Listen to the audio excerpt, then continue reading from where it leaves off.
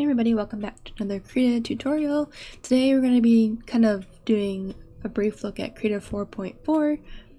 There aren't too many major updates, but there's a few little things and some extra features they added, which I'll go over. So this video will be kind of short because there isn't too much to extensively go over. So real quick, I did notice before I updated that if there's a new version, it'll let you know right here near the start, which is really nice because sometimes I don't know, if I don't know there's a new version and for some reason I don't have this open, at least it's like, hey, it's available now, you know, which is pretty cool.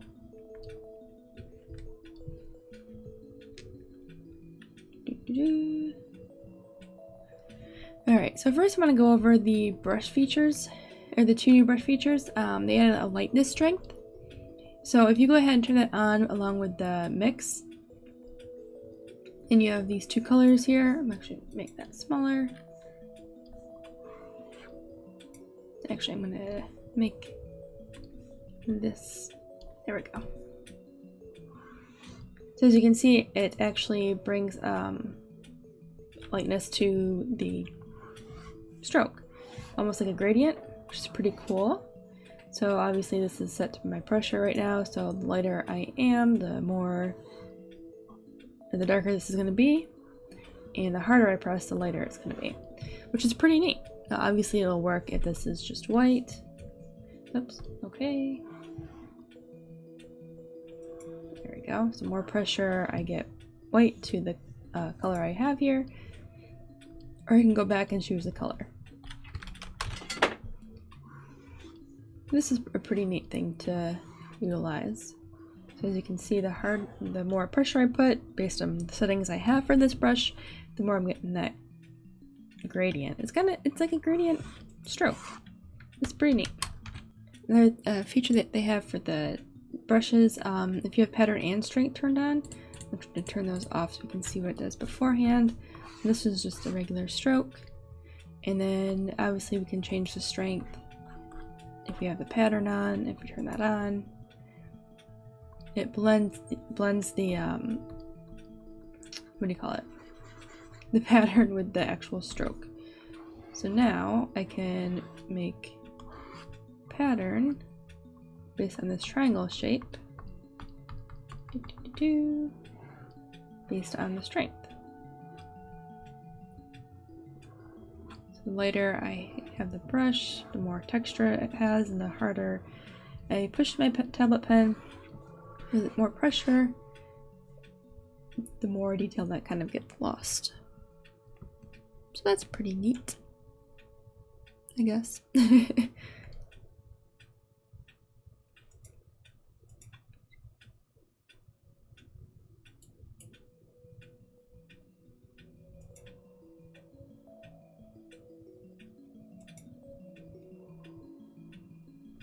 We can also use that in combination with the lightness option that we had. And if we actually change the brush type here, we'll do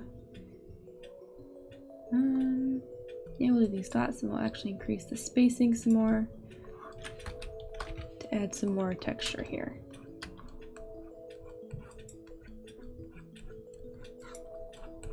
So it has an interesting effect, especially as you do the lightness and all that other fun stuff. It should be really good to do, what do you say, for foliage and stuff like that.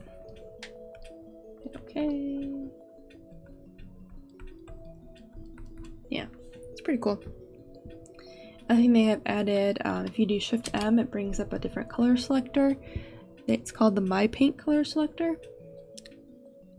And whatever active color you have, so in the foreground here is your active color. Oops. It'll let you know like different shades of that color here, or what they say is the lightness and the saturation. The only thing I don't like about this is if the brush moves off of it, it immediately disappears. I kind of wish it was there and you could just toggle it on and off with Shift M, but you can't, which kind of bothers me. So if you bring the Shift M, I try and eyedrop it, it doesn't like stay there, which kind of sucks. but if you click and hold, you can pick the color there. It's not very intuitive in my opinion, but it's new and it is pretty neat. I just kind of wish it would be a toggle on, toggle off thing. So if you wanted to keep it here, it could stay there. Kind of like the pop-up palette. But, you know, progress. It's still a pretty neat thing to have. And then the last thing is I think there's 3 new fill layers. So if you go down to the plus icon and go to fill layer, we have the multi-grid, which is kind of like this kaleidoscope type hexagon craziness here, and you can go ahead and change these. Dot colors. I'll leave it. Oh, I guess we can just change them. Sure. Alright, this is going to take a minute to really load properly, or load completely. As you can see though, as I'm making the changes, it's rebuilding it, which is pretty cool. And we'll actually change the line width to 5. Okay, so we'll leave it there, let it sit for a second. As you can see here on the layer, the little bar that shows up, it's processing your changes. So if I go ahead and add more, let's say make this bigger, and we add, we'll just kind of play with this, change the pattern a little bit. Make sure that's done.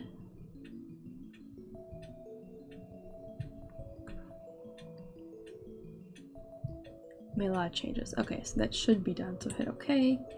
So then you have this really, really cool pattern, and it's just really neat. You can do it quickly without having to do it yourself. You can still paint on it, it's still a paint layer. So if you're doing special patterns for clothing in your art or whatever it is, this is a really neat way to quickly come up with a pattern and apply it. You don't have to, obviously. If you just want to get some ideas going for the colors and see how they look together, this would be a really neat way to do it. So that's one of the fill layers. Do another fill layer, and then screen tone. So they have screen tones now, which are neat. So we can actually increase the size here, so we can make that bigger. We have dots and lines. So for the dots, you have the round, ellipse, diamond, and square. And then for lines, you can do these, I don't know how you say that, linear, or these are come out darker, or more solid, I guess. I'm not too sure what that means, but yeah. So we can do the triangular, sine wave, straight, sawtooth, and curtains. These are pretty cool. And then obviously you can go ahead and, whoop, I didn't confirm that. You can do that again. We'll go to lines. I like the curtains. I'll make that bigger. Now as you can change the shape and everything here too.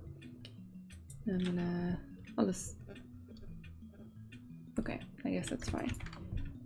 Then you can go ahead and transform that layer.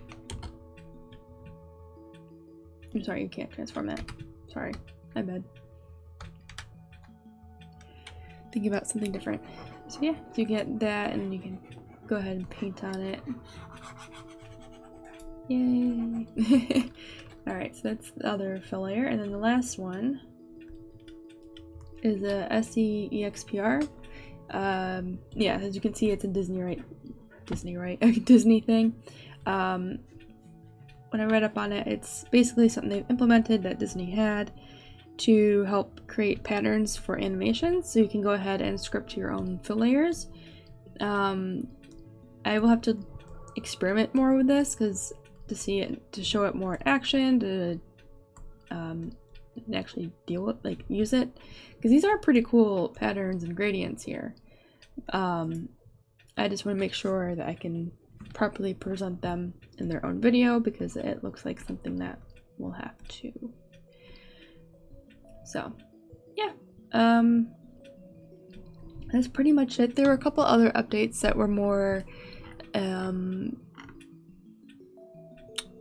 not quite like feature related. Like they've added multi-threading, so you can go ahead and have your stuff will be faster for patterns.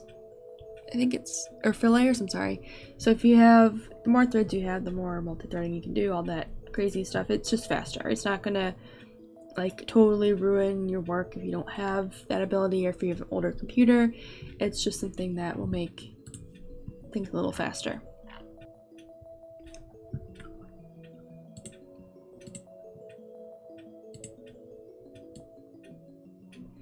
Alright, so another thing that they added for Krita was a change to the gradient tool. So whatever your background and foreground colors are, you can actually change it here. So as you can see, all of they're labeled. So BG, FG, they match the background and foreground colors. So if I go here, change that to purple, and we'll change this to, yeah, that's actually pretty good. So if we go here and we edit, it automatically will change those colors for you. So you don't have to go back and think, okay, I should go back and edit my gradient, do this all over again. It automatically is linked to the background and foreground colors, so you save time, don't have to worry about eyedropping anything anymore, which is pretty neat. So it's real-time changes, you know. So this is kind of like a fall color scheme here. Oops. So if we just do that, we'll make a couple of little radial gradients here. And let's change, oops, this to pink. And we'll change the purple to dark ugly green. As you can see here, it even updates like the little icon. You go to edit and it's already changed those colors for you. So all you have to do is make a gradient. I think I want this pink to be orange. Make a gradient and it's already changed. That's pretty neat. These are like, I don't know, discs. I don't know, they're very hypnotizing. Yeah, if you have any questions about anything in the video today, or if you notice they changed something else and want me to go over it, let me know in the comments below. If you have any questions, I'll also ask them down below. And yeah, don't forget to like and subscribe, and I'll see you guys in the next video.